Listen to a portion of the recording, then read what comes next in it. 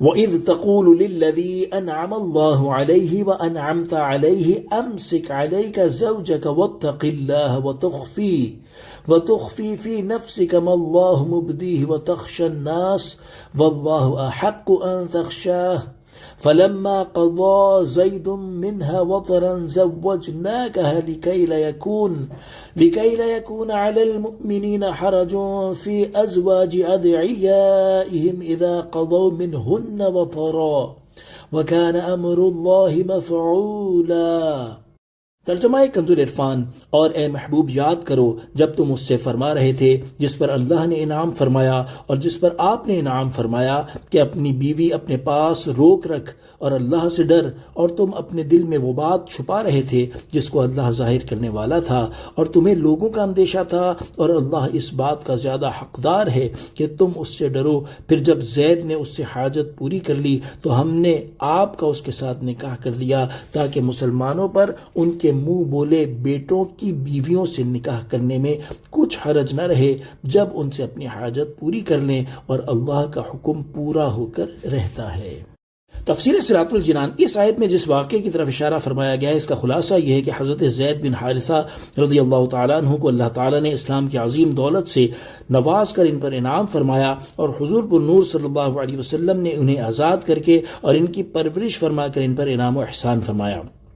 جب حضرت زید رضی اللہ تعالیٰ عنہ کا نکاح حضرت زینب رضی اللہ تعالیٰ عنہ سے ہو چکا تو حضور اقدس صلی اللہ تعالیٰ علیہ وسلم کے پاس اللہ تعالیٰ کی طرف سے وحی آئی کہ حضرت زینب رضی اللہ تعالیٰ عنہ آپ کی ازواج مطہرات رضی اللہ تعالیٰ عنہن میں داخل ہوں گی۔ اللہ تعالیٰ کو یہی منظور ہے، چنانچہ اس کی صورت یہ ہوئی کہ حضرت زید رضی اللہ تعالیٰ عنہ اور حضرت زینب رضی اللہ تعالیٰ عنہ کے درمیان موافقت نہ ہوئی، اور حضرت زید رضی اللہ تعالیٰ عنہ نے سرکار دو عالم صلی اللہ تعالیٰ علیہ وسلم سے حضرت زینب رضی اللہ تعالیٰ عنہ کی سخت انداز میں گفتگو، تیز زبانی، اطاعت نہ کرنے اور اپنے آپ کو بڑا سمجھنے کی شکایت کی۔ ایسا بار بار اتفاق ہوا، اور ہر بار حضور پر نور صلی اللہ علیہ وسلم حضرت زید رضی اللہ تعالیٰ عنہ کو سمجھا دیتے اور ان سے ارشاد فرماتے کہ اپنی بیوی کو اپنے پاس ہی رکھو، اور حضرت زینب رضی اللہ تعالیٰ عنہ پر تکبر کرنے اور شوہر کو تکلیف دینے کے الزام لگانے میں اللہ تعالیٰ سے ڈرو۔